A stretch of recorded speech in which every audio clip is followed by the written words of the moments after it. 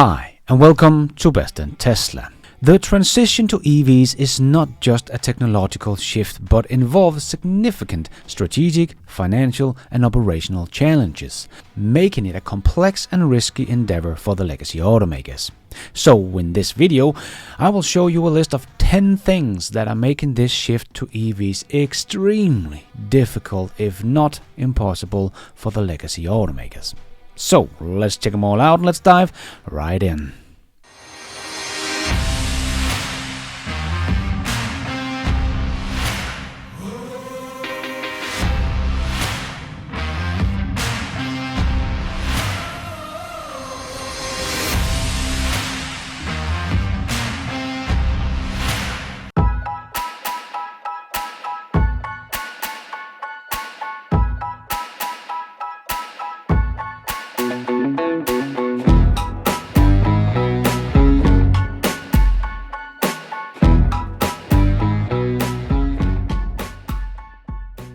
The transition to electric vehicle presents several significant challenges for legacy automakers. Here is a list of reasons why the transition to EVs are so difficult for the legacy automakers. Number 1. Investment in new technology and infrastructure. Legacy automakers must invest heavily in new manufacturing processes, battery technology, and electric powertrain development. This requires significant capital expenditures which might not yield immediate returns, especially when compared to the established profitability of internal combustion engine vehicles. But as EVs get cheaper and cheaper, it will also put a huge pressure on the legacy automakers' margins on their ICE cars, as they have reached their all-time high of $48,893 on average in the US, as car makers like Ford and GM are basically only making huge SUVs and pickup trucks now. So it is not very difficult for someone like Tesla to make a compelling EV like the Tesla Model Y that actually has a starting price below the US average selling price. Even the Tesla Model Y long-range version, which is just a compelling family car with huge cargo space, is still below the US average. So someone like Tesla might be setting the price levels on EVs worldwide, but they are also going to influence what someone like GM and Ford can actually take for their big dinosaurs of ICE cars, as the best-selling car in the world is actually an EV priced below the average selling price in the country. So even though their profitable business is under pressure, at the same time their ICE business is also falling in sales units as EVs takes more and more market share. And they have a long way to go to make their EV business profitable. Number 2. Cultural and structural resistance. There is often resistance within the company culture to shift away from decades of expertise in ICE technologies. This includes not just personal but also the mindset, where the focus has traditionally been on optimizing ICE performance rather than electric systems. And changing the culture in a company is almost impossible. So that is also why I personally think doing something like Ford has done, making a whole new division of Ford, the Model E, is the right way to go, as you can start from scratch and try to get rid of some of the legacy culture from the ICE era. So the legacy automakers have kind of a fight going on right now inside the companies, that some people want to still make ICE cars and the others that see they must switch to EVs technologies. Where in a company like Tesla, nobody is fighting, everybody knows the mission and working towards it together. Number 3. Supply chain and adjustments. The supply chain for EVs is quite different from ICE vehicles, involving new materials like lithium and nickel for batteries and different component suppliers. Legacy automakers need to forgo new supplier relationship and secure these materials, which can be challenging due to the competition for limited resources. This is also where someone like Tesla has made multiple long-term contracts, not just with their battery suppliers, but also with the mining companies for the material itself. And number 4, profitability and market dynamics. EVs currently have higher production costs compared to ICE vehicles, especially at lower production volumes, as we see most legacy automakers are at the moment. legacy automakers are used to a decent margin for their ICE vehicles, and transitioning to EV can squeeze the margins, particularly if they are not at the far front of cost reduction and vertical integration like Tesla and BYD. And that is the problem, right? The legacy automakers has spent the last decades outsourcing everything, so they basically only make the engines and assembling the components together to a car. And now you have someone like Tesla and BYD that are highly vertically integrated and therefore has a cost advantage that the legacy automakers just can't do. Like we saw with Ford, that was out saying that they will never get to Tesla's cost advantage of manufacturing. Ford was just hoping in the future to get to 6.5% margins on their EVs. They don't expect to ever get to Tesla's 19% margins. So basically saying they will never be able to compete with Tesla on price.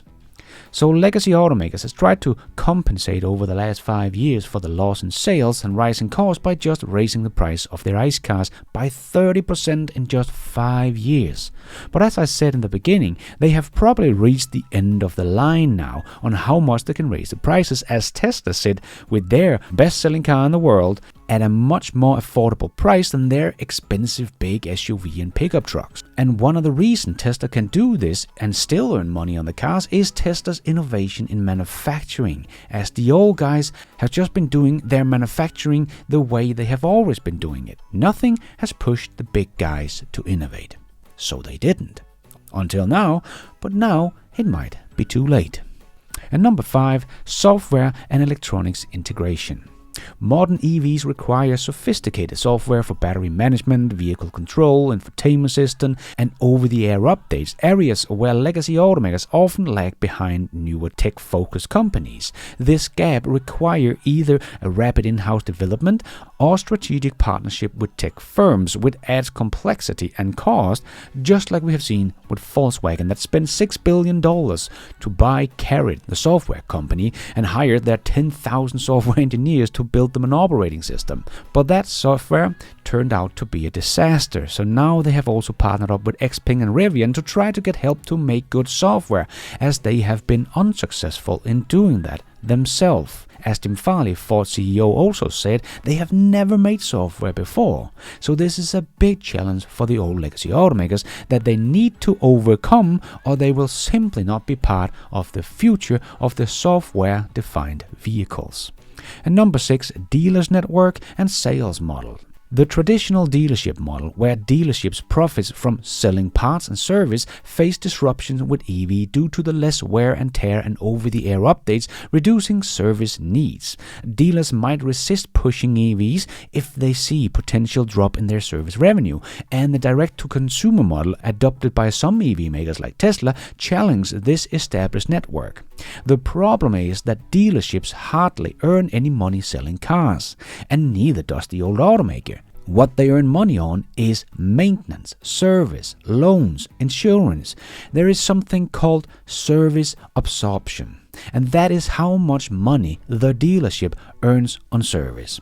This is normally about 70% of their earnings, and only 30% comes from sales. And the dealerships that has been around for a very long time and have many cars out on the roads that all need service can have up to 90% or even more service absorption. So they don't really care if they sell a car at a loss as long as it get into the everlasting loop of service and repairs. So the problem with EVs is that they don't need much service, which is the dealership's main business. So some dealerships are looking at maybe something like a 70% drop in their earnings with the switch to EVs. No company on earth is willing to shrink their business by 70%, so of course they will fight against this. So legacy automakers' dealership network has suddenly become a burden, fighting against them in this switch to EVs, and not an advantage as so many thought in the beginning. And 7, regulatory and market uncertainty.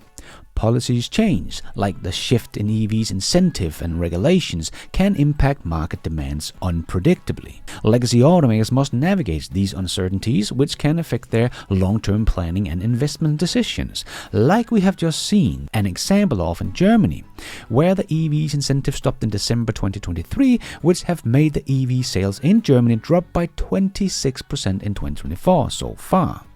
And we see most of the legacy automakers that 3 to 5 years ago said they would catch up to Tesla and sell 1 million or 2 EVs in 2025. Well, all of them have basically backtracked on their promises, which again hurt their suppliers that had these big orders for their many EVs they wanted to sell, and now suddenly the legacy automakers will only build not even half of what they promised. And number 8, consumer acceptance and education.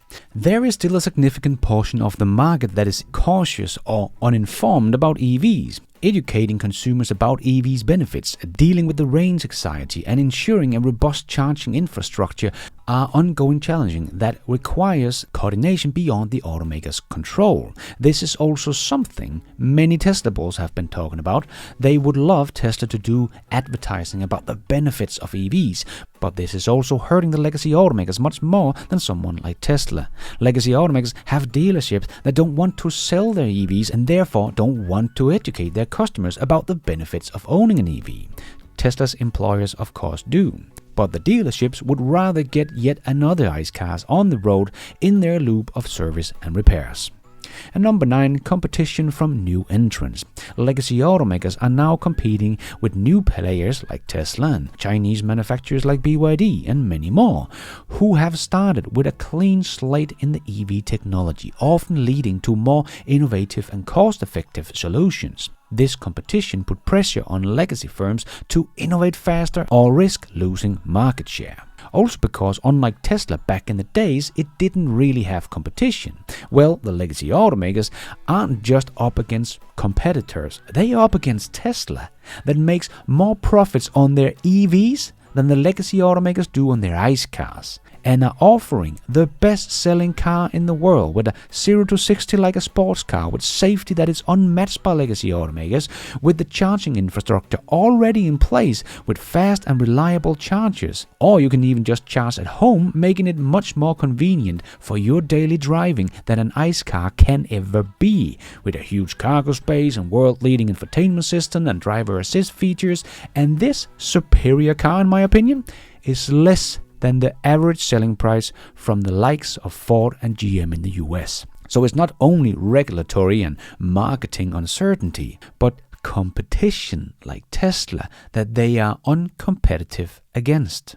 And that also shows why someone like Ford and GM is talking about the lack of EV demand, because they are up against the likes of Tesla that is dictating the prices, and legacy automakers are losing billions of dollars every quarter on selling their EVs, and it is probably much worse than what the likes of GM wanted to look like. Because they do have a little loophole with dealers, as GM can put every car they give to the dealerships in their spreadsheet as sold. But as we can see here with GM, I said in Q2 2023, let's keep an eye on GM's inventory at the dealerships because they had been going up for the last many quarters. But as you can see here, they went from 412,000 units in inventory in Q1 2023 to 627,000 units in inventory in Q3 of this year. That is up over 215,000 units in 1.5 years. They have not even sold that many EVs during that time. And just from Q3 of last year to Q3 of this year, GM's inventory is up 184,000 units, when they have only sold about 110,000 units in EVs in total over that period.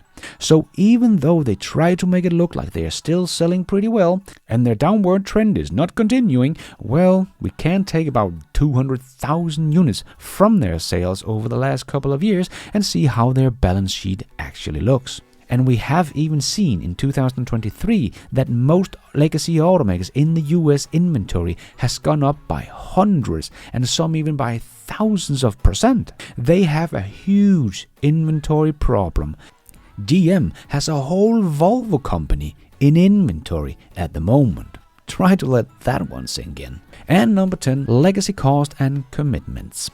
These include the maintenance of old manufacturing plants, labor contracts, and pension liability, which can drain resources needed for EV development. The financial burden from these legacy issues make the pivot to EVs even more challenging.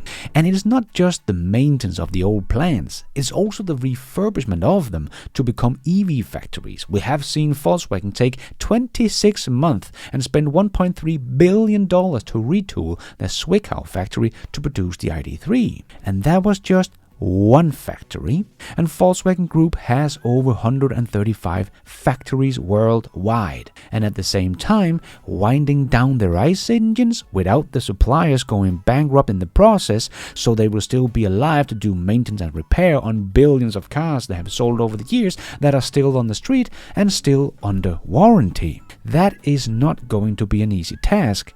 Maybe that will even be impossible to do. And most legacy automakers are run by union workers in one way or another. And in this time, when legacy automakers are under the most pressure, we have seen the unions fight against Ford, GM and Stellantis in the US, wanting them to raise the employees' salary in a time where they desperately trying to cut cost. As we have also seen in Germany, that is trying to cut cost in the billions, but the unions are working against them, even though the automotive industry is operating with a 40% overcapacity. So this is of course not sustainable. But the legacy automakers cannot just close a plant to cut cost, as they have unions fighting against them. It is never fun closing a plant, but sometimes it is just necessary to stay alive, something the unions will never accept. So even just cutting cost for legacy automakers is an uphill battle. So the transition to EVs is not just a technological shift, but involves significant strategic, financial and operational change, making it a complex and risky endeavor for legacy automakers. And the crazy thing is, this list of 10 things doesn't even include all the challenges that the legacy automakers are facing. And thank you for watching. And until next time, take care out there and be nice.